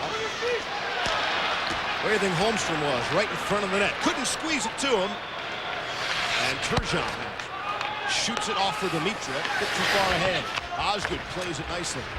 Off for Holmstrom. And back out to center. So Mark Bergevin has for the Blues. Fedorov for Detroit. Not a whole lot of flow here to start the third. And we saw it deteriorating just a bit in the second period. Both teams are going to be very careful, Steve. They're going to keep it on the outside. They're not going to make any mistakes in their own zone. A lot of neutral zone play. I think we're going to see that for the rest of the period. And one team's hopefully going to get a break and win 2-1. That's sort of the mental makeup of this period so far. Red Wings are in a stretch where they'll play 9 of their 12 games on the road. And they're also in another stretch, Barry, that hasn't played 3 games in 4 nights twice. We'll see what happens here in the third as Courtnall was taken down across the line, but it's offside. 16:53 to go. Here in the third, we remain tied at 1. Hey, we're the McKenzie brothers, and we're here to stop a heinous crime. Yeah, they're sending Molson Canadians south of the border instead of our house where it belongs. But we got a plan, eh? Step out of the truck, please, sir. We offer a complimentary breakfast and free donuts, eh? How about a little deodorant for those long, stinky rides? Au revoir, eh? Try putting it in low, eh? What do you think I'm doing? I'm gunning it. Like winter conditions. Well, ladies and gentlemen, there's the best bench in hockey, led by the best captain in hockey. A lot of weapons there, toughness, size, skating ability, talent, courage. That'd be a nice place to stand behind, I can guarantee you that. Good job, security, stand behind that bench. 9-time Stanley Cup winners, the Detroit Red Wings. 3 times back-to-back. And they attempt to become the 6th team in history to win 3 Stanley Cups in a row. Can they do it? A lot of people feel they can. Shot inside that Detroit zone. Somewhat surprised we didn't see Kevin Hodgson tonight, with Osgood playing last night in Florida, although he wasn't tested much. Only had to make 16 saves last night. And they're also carrying Normie Miracle. They got 3 goaltenders. Normie went down for a conditioning program down in Adirondack. He's back now, but hasn't got into a game, and he's a great young goaltender. So they've got 3 goaltenders now on this team. Murphy tried to feed it through for Kozlov. It was broken up. But granted, it's early. Osgood's numbers, Barry, are phenomenal. A 1.29 goals against, a 945 save percentage. He's been great. I love the way he's playing. As I mentioned, he looks much more confident than he did last year at times. Very secure with the puck, handling the puck very well. Grand Fuhrer always looks confident, and he yes, hangs on does. to the puck there. Our ESPN question tonight, our poll: what effect will the 2-referee system have on NHL games? Don't let Barry influence you. A, positive, B, negative, or C, none. And you can vote at the NHL page at ESPN.com. But it's getting late. If you want to vote, get to it. And right here, you're going to see on the 2-referee system what's going to happen this season. Each team plays 10 home games, 10 road games with 2 referees. 1 referee covers deep into each end zone. The back referee monitors line changes and what happens behind the play. Both referees call penalties, but they try not to call penalties in the other referee's zone. So those are a couple of things that are going to be happening with the 2-referee system. I thought the most interesting change, Barry, was referees no longer drop the puck for face-offs or after goals. Although I thought one of the referees dropped the opening face-off tonight, but the literature I read was that was one of the few changes. The referee no longer would drop the puck for any face-off. It makes sense not to have them because then they can watch the play away from the face-off. So that is really a call that makes sense to me. McAlpine hit by Kosar. Riesner tried to split through and could not. And it's deflected out of play and into the crowd. 15:22 to go here in the 3rd period from the Kiel Center in St. Louis. I think they came up just shy of a sellout tonight. They have sold out 19 of their previous 21 games. Steve Levy along with Barry Melrose. The scoring all coming in the first, really in a 3-minute span. Scott Pellerin at 10:01 in the first, Dougie Brown at 12:46. And that gives us a 1-1 hockey game. And really, apart from those chances of the last period and early in the 3rd, there hasn't been many chances. Both teams have tightened up defensively. Neither team wants to make a mistake. So we're going to see a lot of play in the neutral zone, and probably a mistake by a defenseman or a bouncing puck will be the play that creates a goal. Draper throws the check. Chase steps into his man. Here's Mulkey, lets it go, and Fuhrer hangs on. And we get the whistle. Both goaltenders are about the same size, which is rare today, having 2 small goaltenders on the ice at the same time with all the giants that are playing goal in the NHL. But they both are very aggressive. They're both out above the crease when they make a save. That's a sign of an aggressive, confident goaltender. A goaltender that's back in that blue area, that means he's doubting himself and he doesn't want to get out too far. But both these guys are really, really confident in their style. Biggest difference really is the age, Barry. It's a 10-year age difference, 36 to 26. But you're right. As usual, both are 5'10". Both have cups. Both handle the puck pretty well. Both are very, very quick. Look at the numbers since '95. 101 wins, 93, 3rd, 5th. Great goal. And most importantly, Barry, both have won Stanley Cups. That's the only thing that really counts. Yeah. Numbers don't matter until you win that cup, and these guys have proven that they're big-time goaltenders by winning the cup. Chris Osgood with the weight of the world on him last year. And Grant Fuhrer, of course, 5 cups for the Edmonton Oilers. Here's Pronger now. Under 15 to go here in the 3rd. McCarty slip. Is there any better line in the NHL, Barry, than Yzerman, McCarty, and Shanahan? They have really the 3 qualities you look for, and all tremendous at it. No, they got everything. They got size. They're all good size. They got toughness. McCarty, Shanahan at one time was one of the best fighters in the NHL, so Yzerman's always going to be protected. And they can score. So that line is got everything, and they care about defense. So that line, as you mentioned, probably is the best line in hockey right now. St. Louis Blues, they are trying to get around not having Brett Hull, and you see the offense. and it's obviously down. You know, I asked Joel Quenneville about it. I said, look, how can you say you've lost the two key players, Hull and Duchesne? How can you say the team is better? And he was refreshingly honest, Barr. He said, he didn't say the team is better team concept. He said, look, we had 6 unrestricted free agents. What's a team to do? What would any team do? And they made their big play for the guy they felt was most important, and that's Al McInnes. And I agree with that totally. I think if you're coaching and McInnes can play 35, 40 minutes a night, you see what he adds to this team, kills penalties, plays the power play. So they're not rich enough here to keep all 6, so they have to make some tough decisions, and tough decisions losing a guy like Brett Hull or Duchesne. So I think they made the best of a bad situation. And again, if this team is going to be successful, they're 500 right now. The Courtnalls must have a good year. Jimmy Campbell, players like that must have a good year. But I think the key is, and again I'll mention, is Pierre Turgeon. This guy is their most talented man. He must have a big year for this team to do any damage. Back inside the wing zone. Off that faceoff. Here's Yzerman now. And he moves ahead to center and across the line and across the blue line. Yzerman, fancy move. Shanahan lets it go. And a sprawling save by Fuhr. And McCarty was inches away from a rebound. And a hard check thrown by McCarty. Osgood now out. It's deflected out of play by Craig Conroy and into the crowd. Actually, St. Louis didn't even forecheck that time. That's why Yzerman was able to carry the puck and get speed at the blue line. So I think Joel probably talked to his team about that. Yeah, we don't want to give up any outnumbered chances against, but we can't be caught flat-footed in the neutral zone and let a Steve Yzerman come flying at us. So both teams have to make adjustments right now, but they're both thinking defense right now rather than offense. Is that guy on fire right there? Came in with a 7-game point scoring streak, looking for that to continue. Time to check out our Molson Ice League leaders. Goals since 90-91. Well, the former St. Louis Blue, Brett Hull, is #1 on the list, 409. And there's Shanny and Yager following behind Brett Hull, 2 and 3. And don't forget, both those guys played for St. Louis at one time at the same time. So St. Louis not only lost Hull, they lost Shanahan. So that's 700 goals they've given up over the past couple of years. Back behind the net, Blues get to it. And now a penalty coming up. Interference. Oh, great call. Great call by the referee. These two guys, if these two guys could do the 2-referee system every night, I might get to like it. You know, I was just going to say, I've never heard you so positive about officiating, ever. Because they call the right things. They let them play.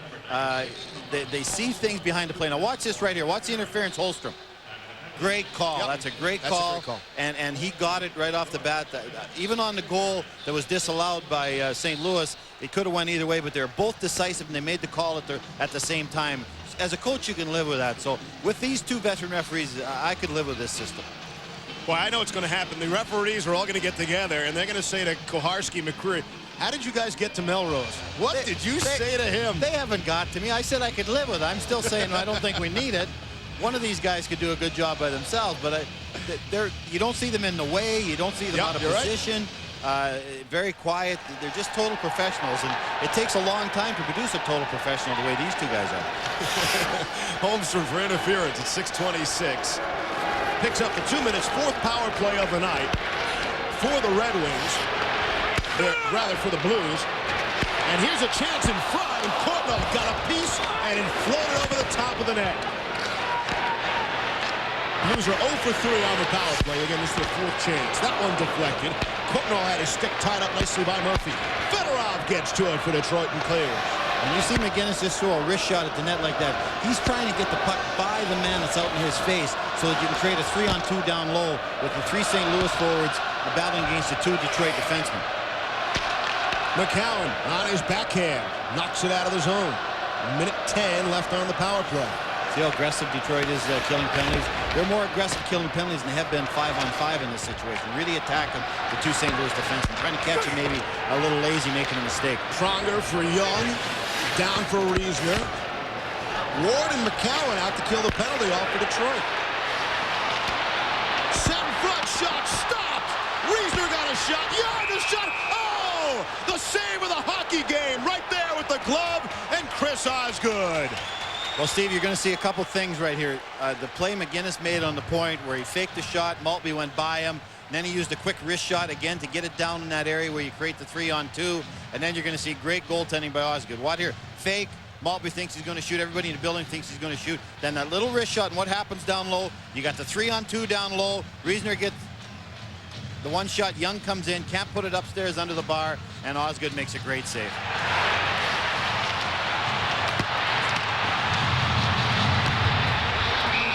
Flashes out the glove. Yeah, flashes out the leather, man. Flashes out the leather. Scott Young, story of his career so far.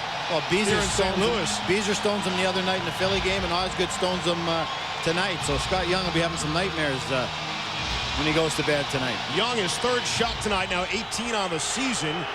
It's a pretty decent score with Anaheim. Was fourth on the team last year with 33 points for the Mighty Ducks. A free agent pickup here in the offseason. Out at center now. 30 seconds remaining. Osgood hangs on to that one as well. And we check in with Michael Kim. All right, Steve, we just saw Chris Osgood with a nice save. Well, 10-10, 220 takes us to the Canadiens-Bruins game. Byron Defoe with a nice save himself. He had 22 stops on the night, including this one off Bryce Savage, who scored the Habs' only goal. Denied here. 1-1 your final. Back to you, Steve. Michael, thank you. We'll see you on NHL tonight after the game. Speaking of great saves, and Scott Young just getting ripped off left and right. Man can't buy a goal.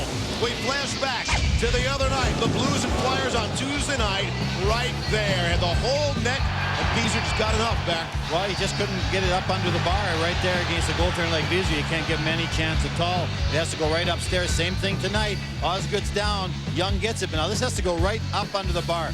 50 goal scorers, Steve, put that right up under the bar. A guy that gets 20 puts the odd one into the glove, and that's what's happening with Scott Young right now. Maybe a little tight, a little nervous about not scoring, and he doesn't quite have that touch the way he used to. He's got to feel some of that pressure. He's really their only free agent acquisition.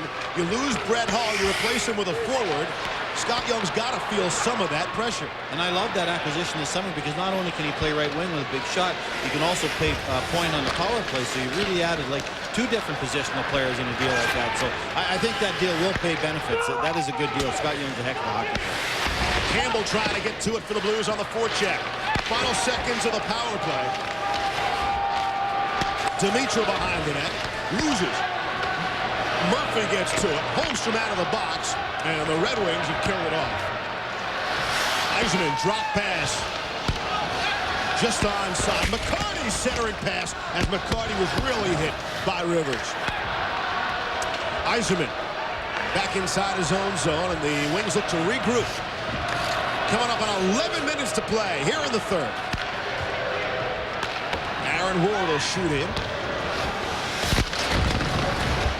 Ward getting back in the lineup after missing the Stanley Cup run from a year ago. That's shot right on. And Fuhr the stop, and that leads to the Blues offense. We'll transition out of St. Louis now. Gill tried to force the issue at the Detroit blue line, unable to do so. Now is a tough save because of the extra 2 feet now with that new rule. Grant went behind the net and played it, but an extra 2 feet farther makes him slower to get back to the net. Thus, he had to come out and make a leg save when last year would have just been a casual save. He'd have been there in plenty of time. Ward takes his man out perfectly. Wings get to it. Lariano apparently took his eye off the puck as it jumped on him a bit. Pronger gets to it for the Blues. Gill trying to split the defense, and they were offside. Offside at the Detroit blue line. As you know, Saturday is Halloween. They're getting ready, carving their pumpkins here in St. Louis. Back in St. Louis, looks like she's done carving, Bear. What do you think? Hey! I think she spent a lot of money on acting lessons personally. She's got to be from LA. Hollywood. Truth be told, Barry spent his free time carving that up today. And we just handed it to her. It's shot inside the St. Louis zone. McCowan lets it go up high. Fuhr shot, stop, and the rebound went wide. At center now. Here come the Blues back the other way. Wings have really picked it up here, man. Well, again, they got to win 10 minutes. They got to win 2 points. That's not too much to ask for a team that played last night. Now they know that everyone sticks it up. The adrenaline picks up, and you will see them jumping. Just onside at the St. Louis blue line. Eisenman in the front of the net. Stopped and cut off by Fuhr, and the Blues come back the other way. Kansas is drilled by Dandeneau and down to the ice. Pellerin gets to it. Kosher holds him off. And we get a whistle. And this is where, Steve, I think a great coach like Scotty Bowman really makes a difference. 10 minutes left in a tie game, who he puts out against who, maybe mixes the lines up a little bit, leaves a line, double shifts Eisenman line instead of going with 4. This is where a great coach really makes a difference to a team. Yeah, you can say anybody can coach Detroit and they're going to be successful, but Scotty in the playoffs and in games like this, 9 minutes we can win a game, this is where he really shows his greatness as a coach, I feel. When the Red Wings polished off Florida last night, that marked the end of a stretch against the East. And check this out. They'll play the first tonight of 18 consecutive games against their brothers in the Western Conference. That'll be some tough hockey for the Wings, but looks like they're prepared for it. They can handle just about anything. Except maybe this giveaway. Here's Jeff Courtnall and shot. Hit the post. Penalty coming up. Hit the post. And a penalty coming up. And it looks like a penalty shot. A penalty shot coming up in St. Louis. And I'm going to be a referee booster again. This is the right call. Courtnall's clearly in. That's one of the prerequisites on a penalty shot. And his shot is totally altered by the hook. This is a great call by the referee. Man, I'm on their bandwagon tonight. They haven't made any mistakes tonight. The puck has been placed at center ice with 9:17 to go. Here in the third period, Jeff Courtnall will get set to take a penalty shot. Courtnall has had 3 career penalty shots. He scored one of them on Jeff Hackett of Chicago back on December 13th of 1996. Chris Osgood will get directions from Don Koharski. Bill McCreary giving the word to Jeff Courtnall. Osgood's numbers on penalty shots. He stopped 3 of 4. So he's at 75% on penalty shots. Courtnall's at 33%. Something's got to give. It favors the goaltender. A penalty shot favors the goaltender. Here we go. Jeff Courtnall on Chris Osgood. Score!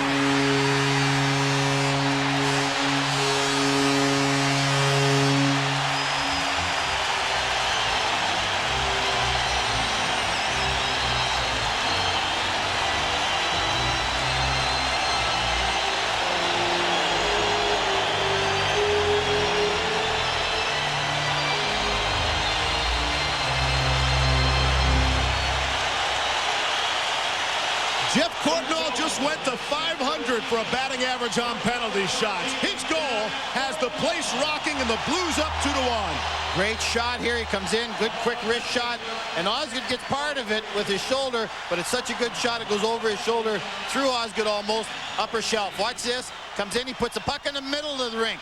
See how the puck is right in the middle of the net, and a good quick wrist shot right over the shoulder of Osgood. Like I said, a penalty shot favors the shooter. Heard Bill and Gary the other night talking about on National Hockey Night. And Billy was only half kidding about they should award penalty shots for guys when you're offside. I mean, the idea is to get more penalty shots into the game. And what an exciting moment here tonight in St. Louis. Jeff Courtnall puts the Blues ahead 2-1 on the penalty shot. Now to center ice now. Crowd is up. It's fired around. Osgood will play it for Larry Murphy. Murphy is checked hard by Riesner. Young has behind the net. The Blues have picked it up. Rivers shot right on Osgood through heavy traffic. Made the stop. And a hard hit by Young flattens Holmstrom. Rivers misses his check. Fedorov might have gotten a piece of him with a stick. Fedorov picks up the loose puck now. Hits the brakes. He's put down on the ice and hard by Riesner. I love this shit for St. Louis, Steve. They came out and they attacked Detroit again. I was a little worried that they're going to try and sit on this game and win it 2-1. But they came out, went right after and finished some checks, threw it in, did some forechecking. Great shift for St. Louis. Whistle. Puck is covered up just outside the blue line underneath a pile of bodies. Jeff Courtnall, penalty shot goal, has given the Blues a 2-1 lead. Penalty shot fever has gripped St. Louis, Barry. Well, what happens here, Courtnall gets into a foot race with Ward. Ward isn't going to win that race. He has to haul him down. And right here, great shot. Look at that bend in that stick. That torque goes right in the top corner. Excellent goal.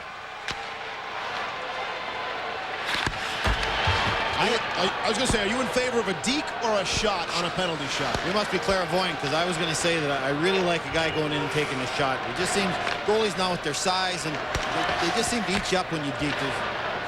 Get a shot and put it in an area and make them make a save. We're clearly spending far too much time together. The Blues get to it and try to clear.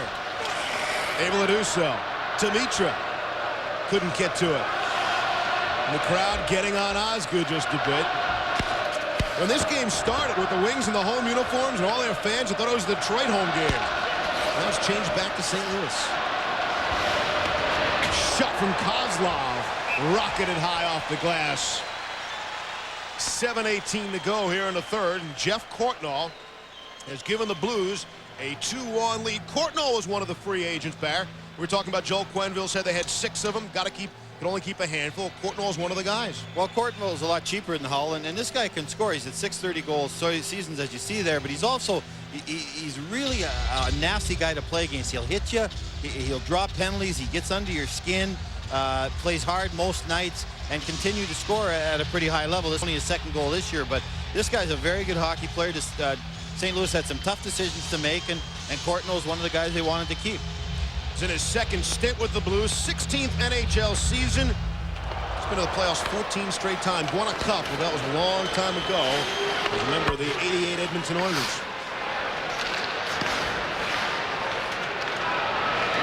Inside the Detroit zone, Conroy gets to it. It's picked up, and a shot from the angle. Osgood hugging the post on Scott Pellerin. Under 7 to go here in the third. Fired in. Chris Pronger gets to it, reverses the flow a bit. Up for Pellerin. Cross ice for Conroy. Trying to get him on the break. Shanahan and Conroy go there together. They wave off. It would have been an offside pass. So Conroy picks up the puck. Blues had some problems changing there. They only had 4 guys on the ice for a long, long time, and only now does Eastwood get into the play. Well, as long as it's the right 4, you don't mind. It's when you put the wrong 4 out, then you're really in trouble. Here comes St. Louis, and it's Jeff Courtnall. Courtnall shot was trying to pick the far side. That shot also wide of the net. Slapped that by Detroit. Wings all of a sudden are running around. Osgood initiates some contact with Eastwood. Steve, Courtnall's wrist shot's very underrated in the NHL. That's how he scores most of his goals, and you saw that quick wrist shot off the point right there coming down the wall, the off wall, like Messier does. Chase in a battle along the wall with Erickson. Comes up for Shanahan now. Shanahan is hit hard by his buddy Chase, and those two, they get their gloves up just a little bit.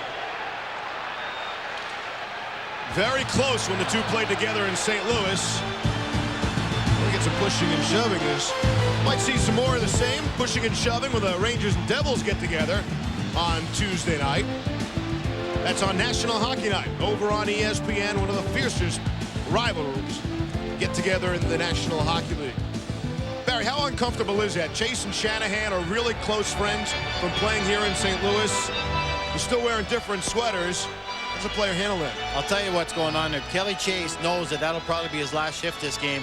And if he can take Brendan Shanahan off the ice for any length of time, a 2-minute minor, a 5-minute major fighting, he'll do that, and he should be given first star of the game if he can do that. Shanahan leaves the game for 5 minutes or 2 minutes. They lose him, the top scorer in the NHL. That would be a really key play for St. Louis. And that's what Kelly Chase was trying to do. Just trying to instigate, get Shanahan off the ice for a period of time. But Shanny's too smart for that. He didn't bite. 5:35 to go here in the third. 2-1 the Blues lead. Holmstrom, nice play. Kick it out of his skates and get to his stick. Courtnall, a good defensive play. Took his man down, Doug Brown. And that allowed the puck to go back into the Detroit zone. Now McInnes has. Time starts to become a factor now.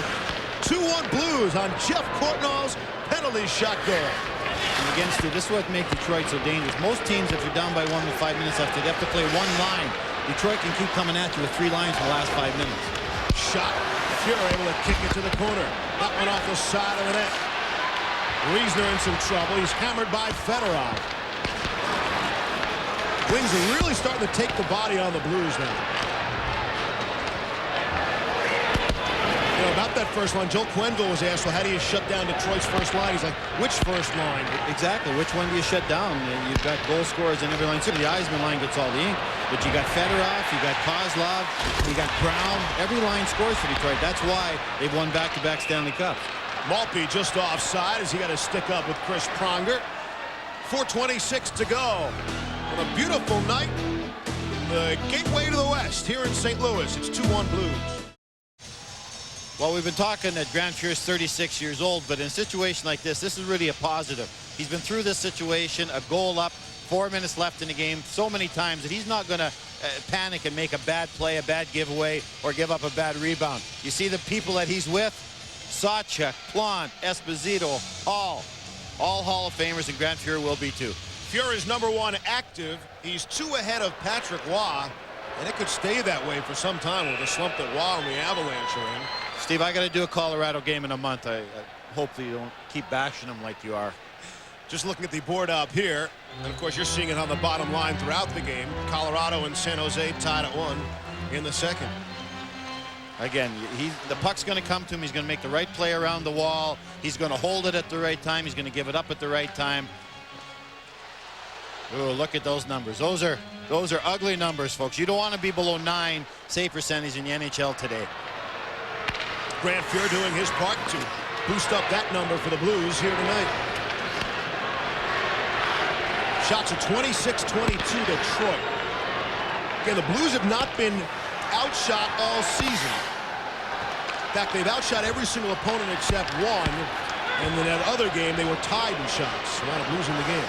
St. Louis seems to now, Steve, to go into a 1-2-2. 1-4 checker, 2 guys blocking the neutral zone, and 2 defensemen backing up the 2 forwards. Kozlov back behind the net. Campbell steps into him. Put Kozlov down as Lapointe has something to say to him after the play. And you can see there another great example behind the play. The back referee skating up to the 2 players. Hey guys, I'm here. I'm watching. And don't do anything stupid. In past years or in other games with just one referee, it'd be a whack or a slash, and that's not the case with the 2 referees here tonight. Handzus tried to center, broke it up nicely. McCarty gets to it for Detroit. Pronger for the Blues. Will flip in, kill some clock. 3:10 to go here in the third.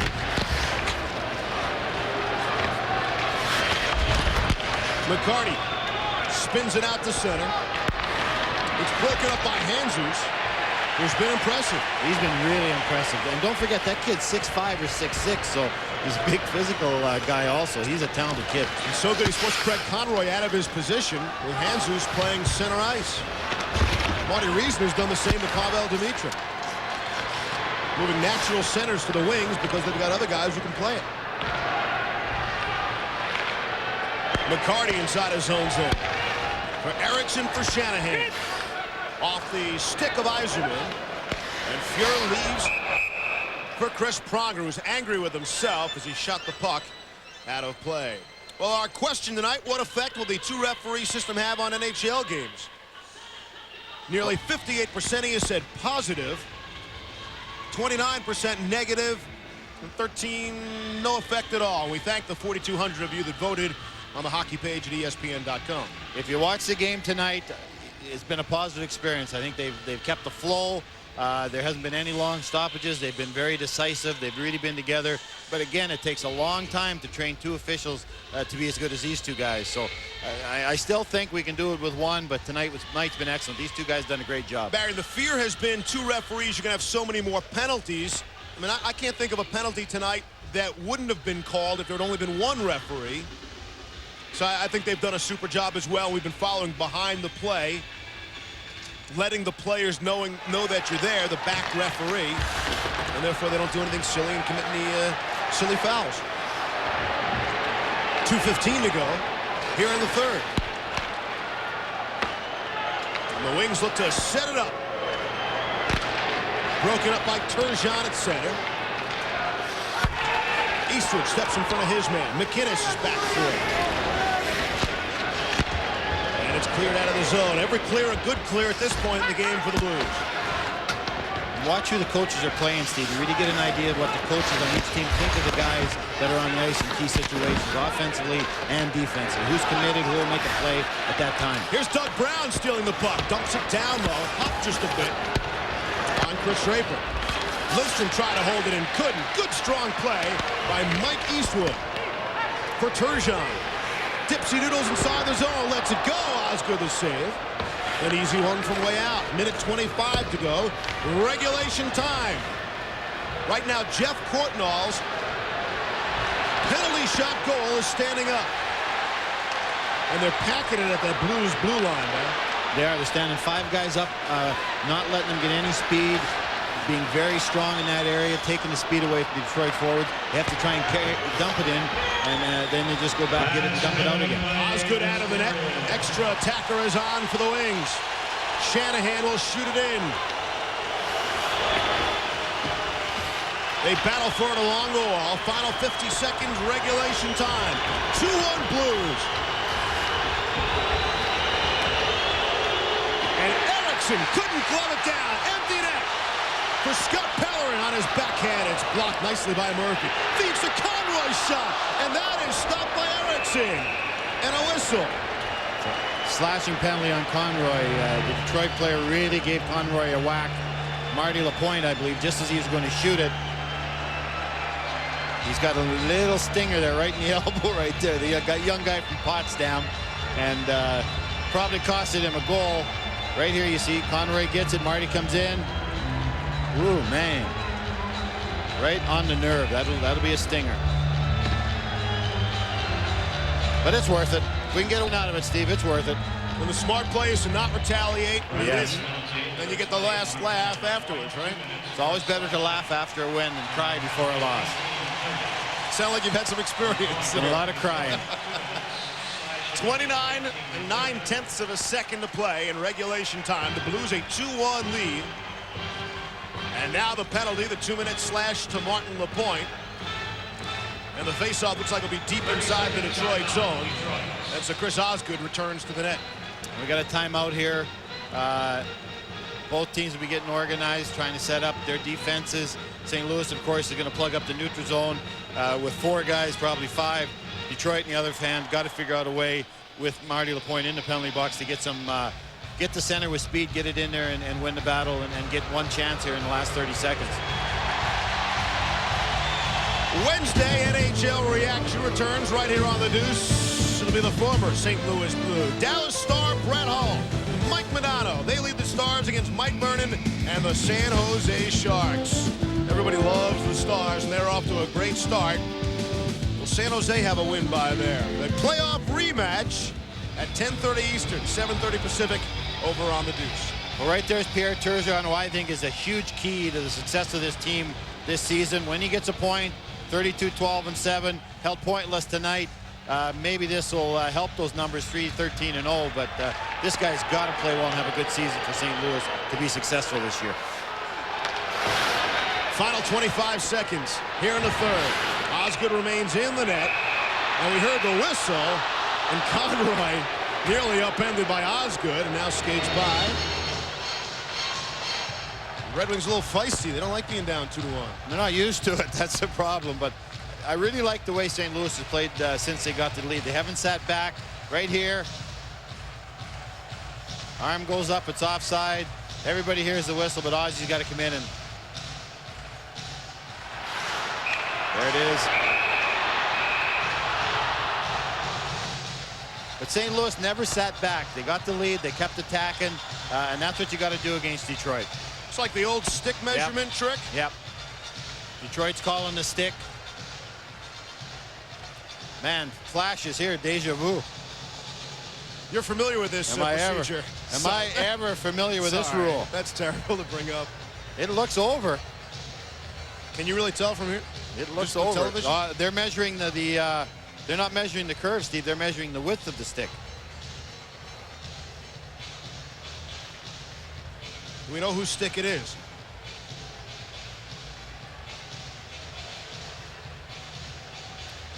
Because the stick cannot be too wide. There's guidelines about how wide a stick can be from the top to the bottom, how wide it can be. So it's illegal for that reason, or it's good. They're not taking it away, so it backfired. It was Al McGinnis' stick. Actually, McInnes gives it to Handzus, I think. Oh, no, it was Handzus then. That kid just breathed a sigh of relief, Steve.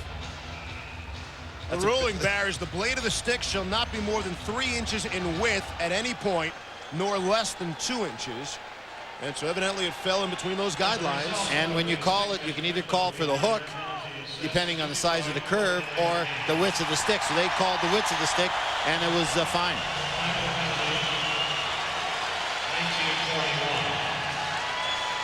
That kid, his rookie year, Handzus, played such a good game tonight.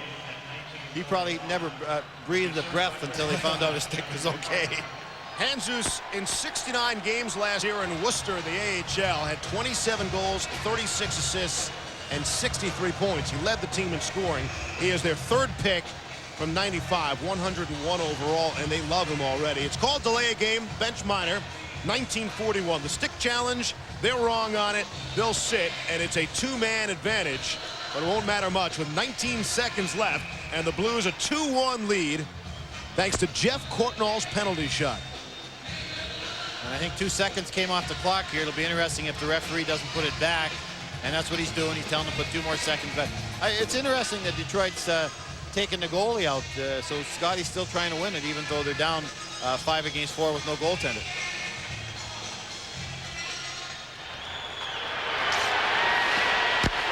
McInnes scores!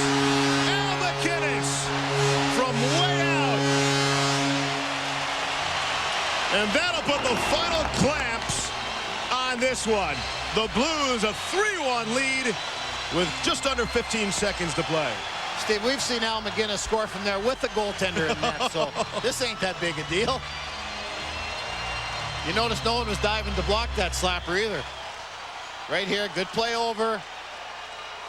Al says, I can take a shot at this. Right in the heart.